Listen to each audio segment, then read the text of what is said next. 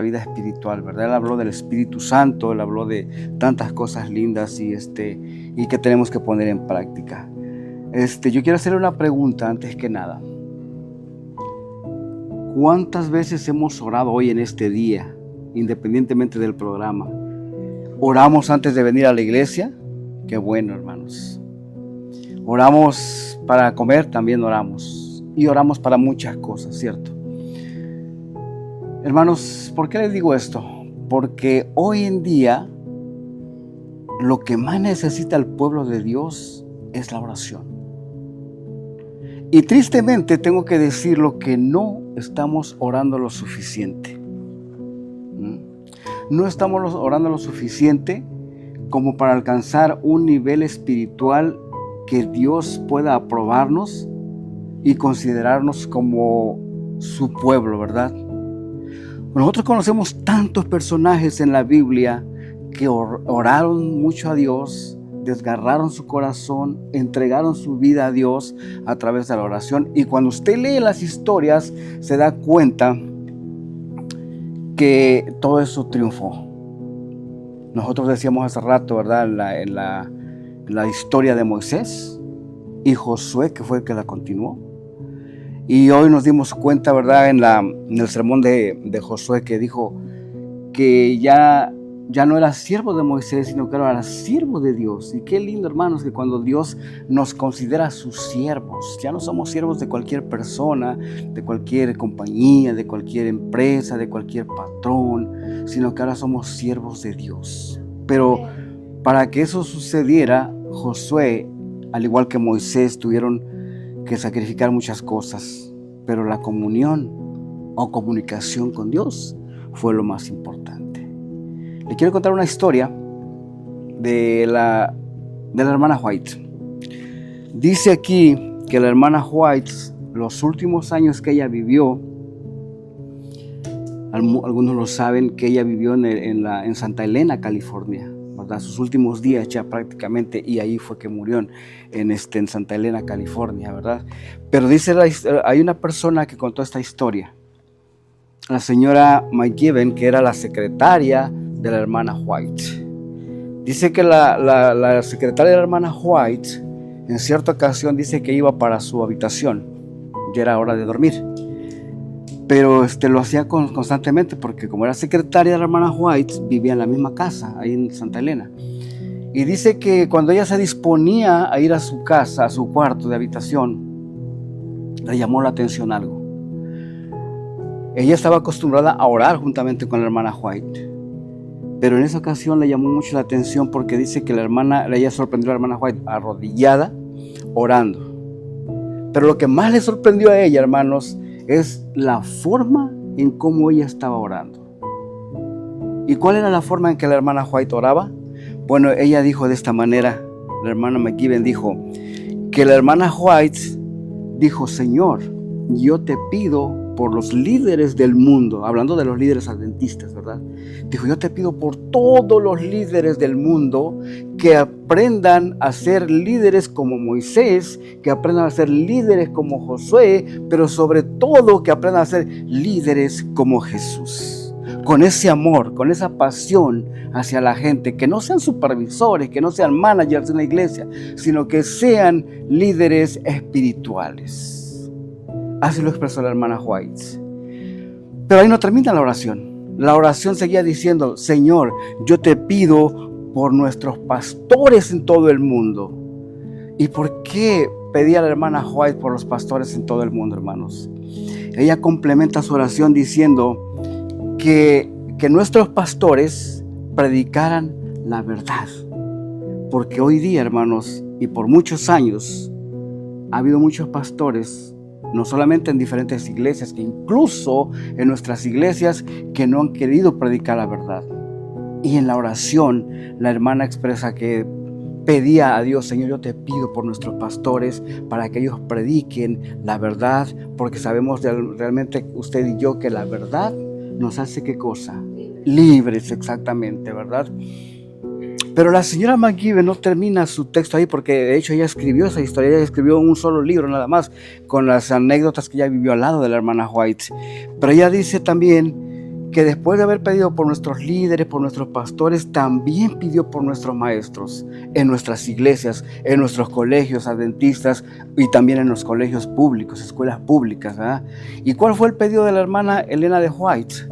Ella dijo: Señor, yo también te pido por nuestros maestros para que ellos invoquen el nombre de Cristo Jesús en las aulas escolares, porque usted sabe que hoy día no hablan de Jesús en las iglesias.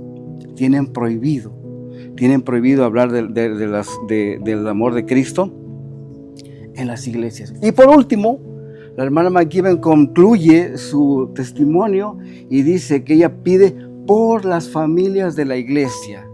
Pero más que las familias de la iglesia, ella tenía una preocupación muy fuerte, y que eran, ¿saben quiénes eran? Nuestros jóvenes. Ella decía en su oración: te pido por los padres de familia, pero sobre todo te pido por nuestros jóvenes, que permanezcan en la fe. Pero ella decía, para que esto suceda, tenemos como padres la obligación y el derecho de ser buenos cristianos, que ser buenos padres, ¿verdad? Y seguir, como decíamos esta mañana, las normas, las reglas y la ley de Dios, las que Él impuso, ¿verdad? Hermanos, yo sé que en la mañana el hermano Saúl pronunció una frase que me llamó la atención, muy conocida, pero hacía rato que no la escuchaba, y de un canto que dice que cuando el pueblo de Dios ora, ¿qué pasa? Suceden cosas maravillosas, ¿no es cierto? Entonces, hermanos, la temática de esta tarde o de todo el día ha sido prácticamente la oración. Y yo no sé, a mí no me gusta preguntar cómo está tu sistema de oración, cómo está la comunicación entre nosotros y Dios, ¿verdad? Porque eso lo responde usted mismo. Pero yo he escuchado a personas cercanas a mí, algunas no tan cercanas, que dicen: pero hermano Abel, yo he orado al Señor y le he dicho: Señor, compláceme en esto, dame el otro, y pareciera que Dios no me está escuchando. Pareciera que no me está escuchando. Cuando nosotros leemos la Biblia en el Antiguo Testamento, nos damos cuenta de unas oraciones bien poderosas, y que yo quisiera compartir con ustedes algunas de ellas, de que no las vamos a leer todas, ¿verdad? Pero mire, yo quiero que usted me acompañe al primer libro de Samuel, y en el capítulo 1 hay una historia que usted conoce. No la voy a decir toda, solamente voy a hablar a grandes rasgos, ¿cierto? Mire, en el primer libro de Samuel conocemos la historia de prácticamente una novela, ¿verdad? Bíblica, de un hombre llamado Elcana, una esposa llamada Ana y otra Penina, porque tenía dos. Tremendo el tipo. Pero este hombre, ¿verdad? Pues se tomó el atrevimiento de tener dos esposas, pero había un problema allí. Resulta que Ana era estéril, pero Penina no. Pero Penina le hacía la vida difícil a Ana, ¿verdad? Y Ana se entristecía como cualquier mujer que tiene un problema de esa magnitud, ¿verdad? ¿Por qué? Porque se burlaba de ella. Mira, yo sí puedo tener hijos, tú no puedes tener hijos. Mira, a mí Elcana me quiere más que a ti. Tú deberías irte de la casa porque tú no tienes más nada que estar haciendo aquí. La gente hoy día se entristece, ¿verdad? Porque hay otras personas que se burlan a veces de nuestras necesidades, o incluso de nuestras facultades, o se burlan quizás porque no tenemos la capacidad para hacer ciertas cosas o tener ciertas cosas también. Pero mire, aquí en el versículo 6 del capítulo 1 de 1 de Samuel 1 dice: y su rival la irritaba, enojándola y entristeciéndola, porque Jehová no le había concedido tener hijos. Y si nos vamos más adelante, en el versículo 9, mire lo que dice: y se levantó Ana después de que hubo comido y bebido en Silo, y mientras el sacerdote Elí estaba sentado en una silla junto a un pilar del templo de Jehová, dice, ella con amargura del alma oró a Jehová y lloró. ¿Qué cosa dice? Abundantemente. ¿Qué quiere decir eso, hermanos? Que cuando Ana lloró, derramó su corazón. Usted ha sabido o ha visto personas que cuando están orando lloran. Y no es que están llorando porque quieren llamar atención, queridos. Es porque cuando ellos están orando están abriendo y derramando su corazón. Cuando usted lee la historia se da cuenta que el sacerdote le dice, oye, yo pienso que tú estás borracha, porque dice que la oración de Ana era tan genuina, tan real, que pareciera que no estaba orando, sino que estaba murmurando. Y el sacerdote, imagínense el sacerdote pensando que la que estaba orando estaba borracha. ¿Qué tipo de sacerdote era? Dice, así es de que en el versículo 12, mire lo que nos dice: mientras ella oraba largamente, oiga, mientras ella oraba un minuto nada más, dice, ¿verdad? No, dice que mientras ella oraba largamente delante de Jehová, Elí estaba observando la boca de ella, pero Ana hablaba, ¿cómo dice?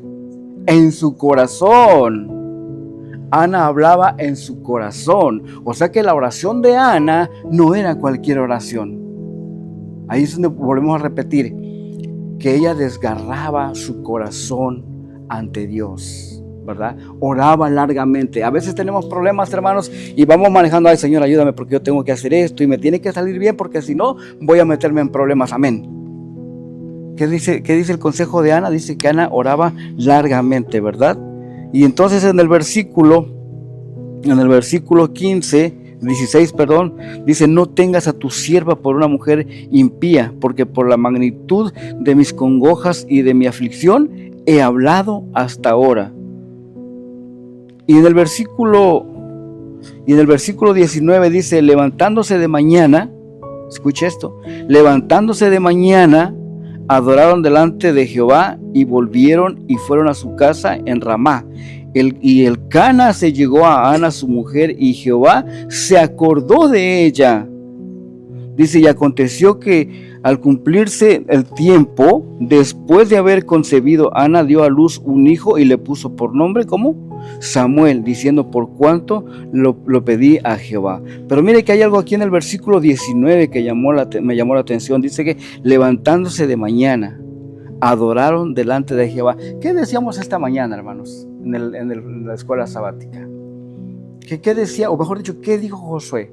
¿Cuál fue el consejo más divino que dio Josué esta mañana en la lección? ¿Verdad?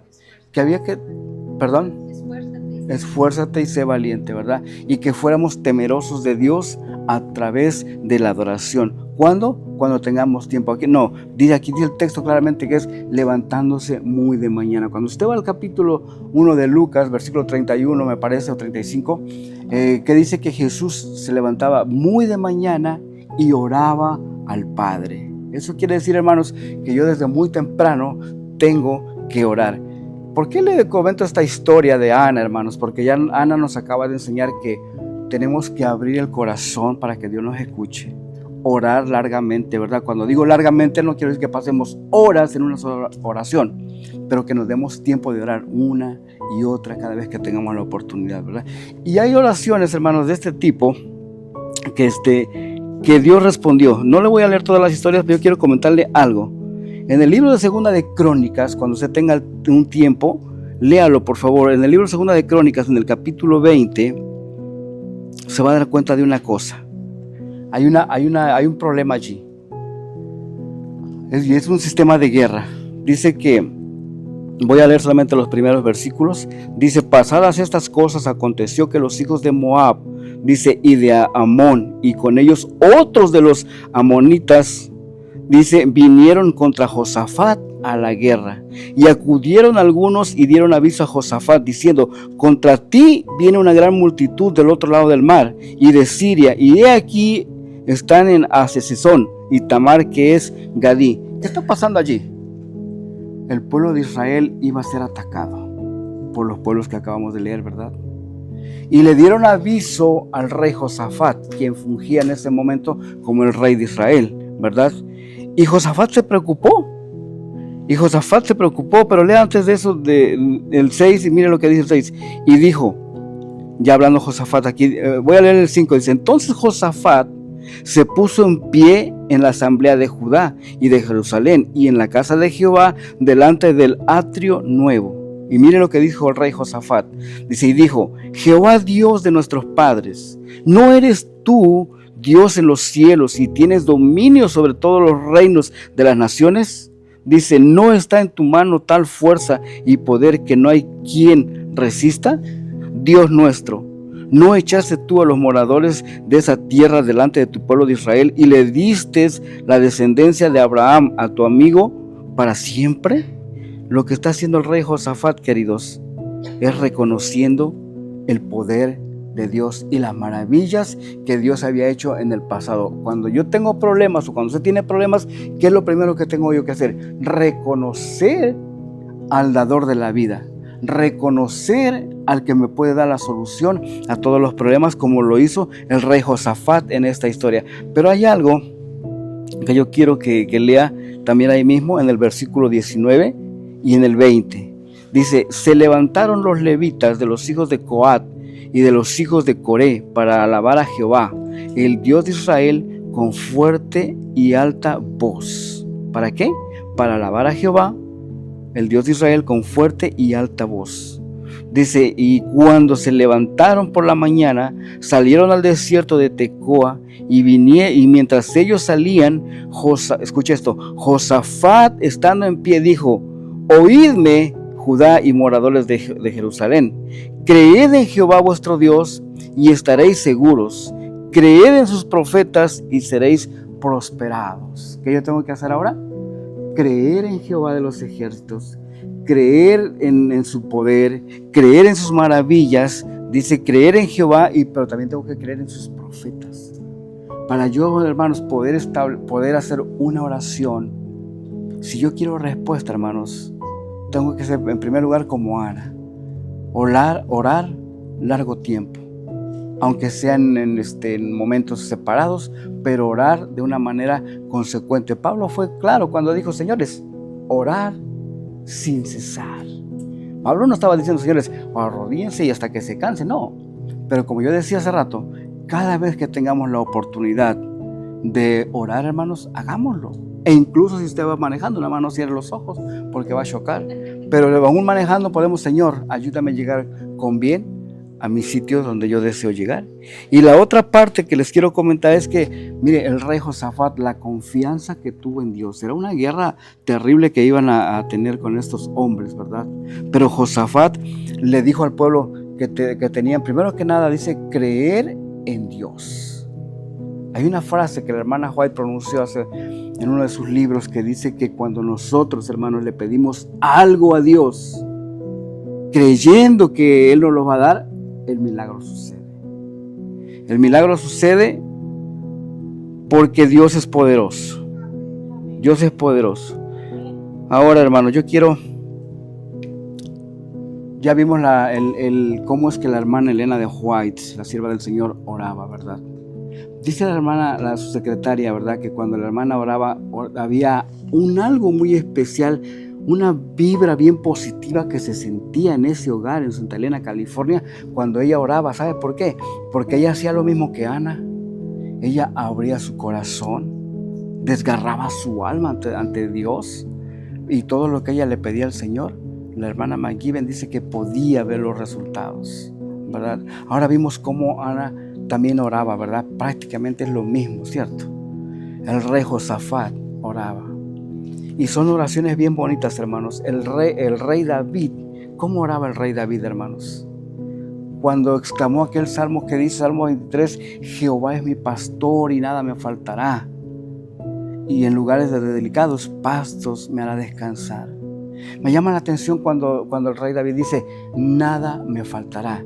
Pero cuando usted ve la historia, usted se da cuenta que el rey David sufría porque era perseguido, porque fue un hombre pecador, lo perseguían tantas cosas. Pero él estaba diciendo ahí en Salmo 23, nada me faltará. Porque cuando en la expresión nada me faltará, hermanos, ahí en ese paquete va incluido todo. Que no le va a faltar dinero, no le va a faltar trabajo, no le va a faltar salud, no le va a faltar nada, y hasta las enfermedades no le van a faltar. Porque ahí incluye eso también. Pero, hermanos, con la gran diferencia de que como dijo el salmista David, nada me faltará, ¿verdad? Y que cuando usted lee el versículo 4 que dice, aunque ande en valle de sombra de muerte, no temeré mal alguno porque tú estarás conmigo. David no estaba dudando. David dijo, tú vas a estar conmigo. Tremendo, ¿cierto? Y así mismo, hermanos, Cuando usted tenga tiempo, lea ese salmo, lea el Salmo 51. Salmo 51, que es uno de mis favoritos, pero yo los quiero dejar, hermanos, con una oración, la oración más linda de nosotros que deberíamos pronunciar todos los días. Y yo quiero que vaya conmigo al Evangelio de Juan, capítulo 17. La oración de Jesús. ¿Alguien la pronuncia por allí?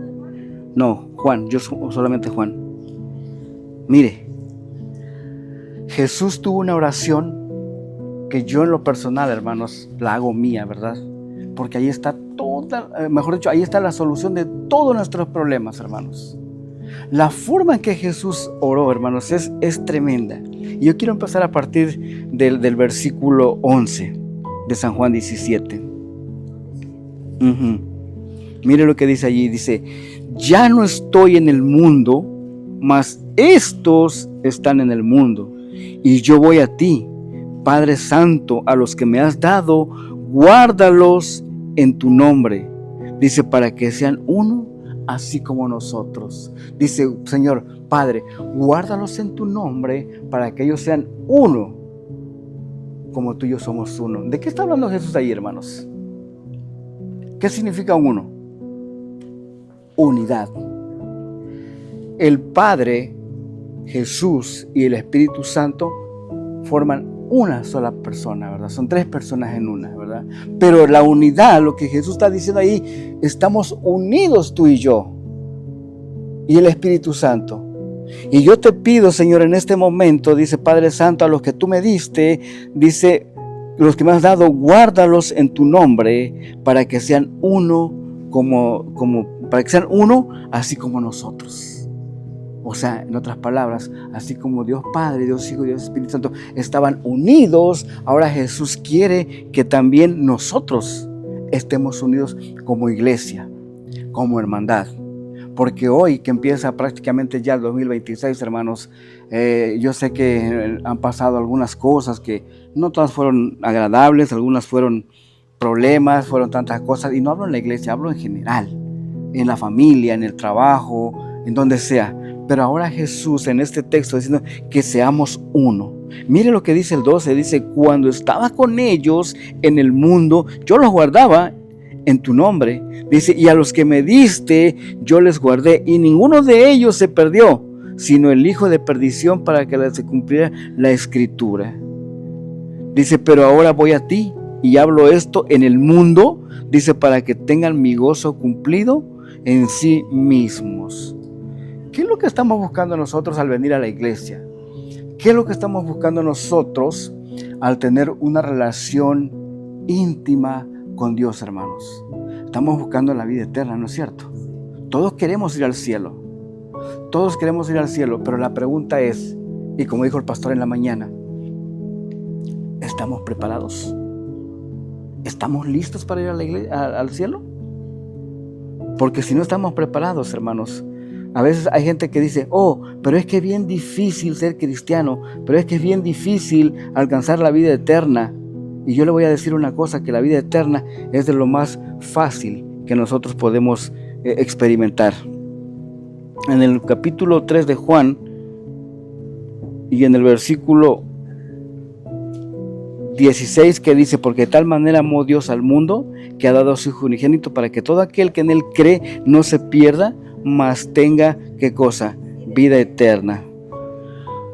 Hermanos, Jesús vino a la tierra con un propósito de salvar a todo el mundo, ¿verdad? Vino a salvar a todo el mundo, pero lamentablemente tenemos que decir que no todo el mundo se va a salvar. No porque Dios no tenga el poder, no porque Jesús no quiera, no porque ellos dicen, no, es que tenemos que tener cierta cantidad solamente en el cielo. No, ese no es el propósito. Por eso que este texto es bien claro, hermanos, cuando dice que de tal manera amó Dios al mundo, que mandó a su Hijo unigénito para que todos los que en él crean, en este caso nosotros, no nos perdamos, de lo contrario tengamos vida eterna. Pero lamentablemente no todos creemos en Jesús. Y a veces nos confundimos en decir, bueno, es que yo creo en Dios, yo creo en Jesús, pero ese creo tiene un contexto de hacer su voluntad. Tiene un contexto de hacer su voluntad, hermanos. ¿Y cuál es la voluntad de Dios? En la mañana lo decíamos, ¿verdad? Es el temor a Dios. ¿Cómo es que yo alcanzo la vida eterna? ¿Qué cosa es la vida eterna? El propósito de estar aquí en la iglesia, decíamos, es alcanzar la vida eterna. Pero ¿cómo la alcanzo? Repito, alguien decía por allí, es bien difícil. ¿No? Le voy a dar la respuesta y la solución. Volvamos a San Juan 17, capítulo 17 y verso 3. Y mire, ahí está la solución. Si usted quiere alcanzar la vida eterna, si usted quiere ir al cielo, solamente hay una cosa que tenemos que hacer. Le leo el versículo 3. Dice, y esta es la vida eterna, que te conozcan a ti, el único Dios verdadero, y a Jesucristo, a quien has enviado. ¡Wow! ¿Qué tan difícil es, hermanos, alcanzar la vida eterna? Ahí está resumido en todo, hermanos. La Biblia prácticamente está resumida en este versículo 3 de San Juan 17. Y esta es la vida eterna, que te conozcan a ti y que conozcan a Jesucristo también. ¿Cómo lo conocemos, hermano? Bueno, nosotros lo estamos experimentando. Nosotros estamos, ¿verdad?, viviendo una vida con Cristo todos los días.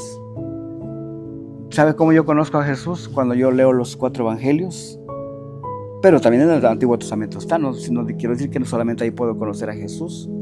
¿Cómo podemos conocer a Jesús? Lo hemos conocido a través del Antiguo Testamento, con las historias que hemos leído a través de Abraham, de Noé, de Moisés, de Josué, de Jacob, de Isaac, que como ellos conocieron a Jesús de esa manera.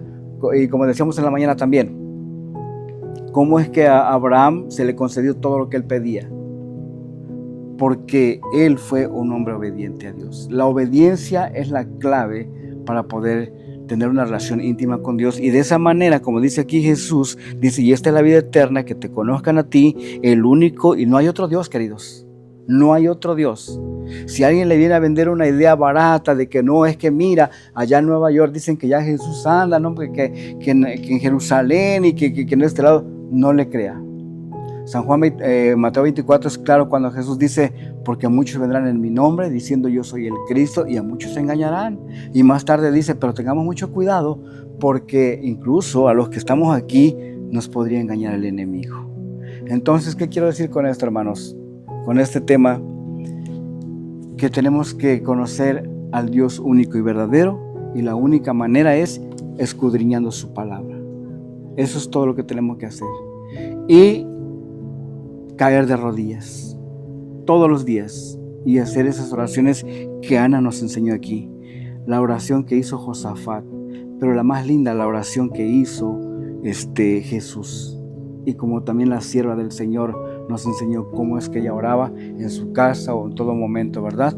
Y mi invitación en esta noche o en esta tarde, hermanos, es que no dejemos de orar. Hoy más que nunca, hermanos, tenemos que estar orando para que este 2026, que ya viene pronto, estemos, ¿verdad?, recibamos el año con oración, recibamos a nuestro Padre Celestial en nuestros hogares, a un Jesús que quiere estar con nosotros todos los días, porque como Él dijo en Apocalipsis 3:20, dice, aquí yo estoy a la puerta y llamo, dice, si alguno oye mi voz y me deja entrar, entraré con Él, cenaré con Él y Él conmigo. ¿Por qué Jesús dice que aquí yo llamo a la puerta? ¿Por qué dice Él que les llama a la puerta? Porque está fuera de nuestro hogar, porque está fuera de nuestro corazón, pero Él quiere, señores, vengan para acá, ¿verdad? Y yo le decía la vez pasada, ¿verdad?, ¿de qué cena está hablando Jesús allí? Dice, porque yo entraré con Él, cenaré con Él y Él conmigo. De la cena que Jesús está preparando para aquel gran día que nos quiere llevar al cielo, ¿verdad? La cena del Cordero.